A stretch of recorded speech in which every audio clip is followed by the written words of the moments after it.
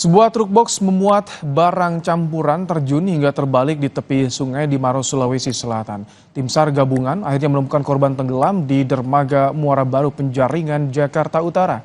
Informasi lainnya terangkum dalam Kilas Nusantara.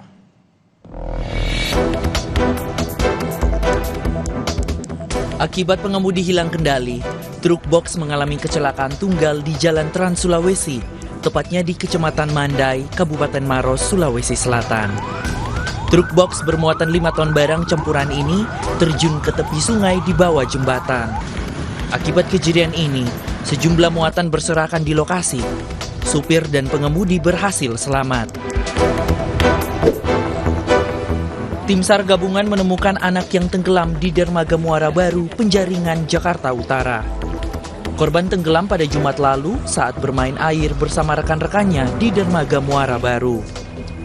Jenazah korban dibawa ke Rumah Sakit Cipto Mangunkusumo, Jakarta Pusat untuk diotopsi guna penyelidikan polisi.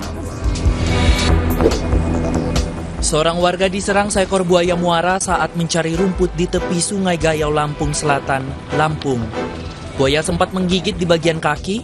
Korban meminta tolong ke orang tua dan segera dievakuasi ke daratan guna mendapat pertolongan.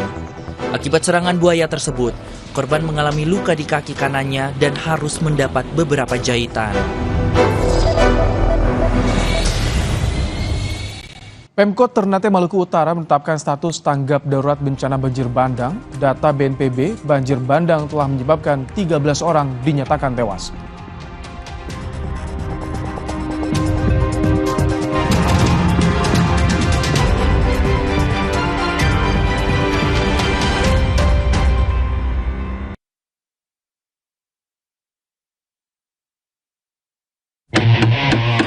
Kualitas juara membuat setiap momen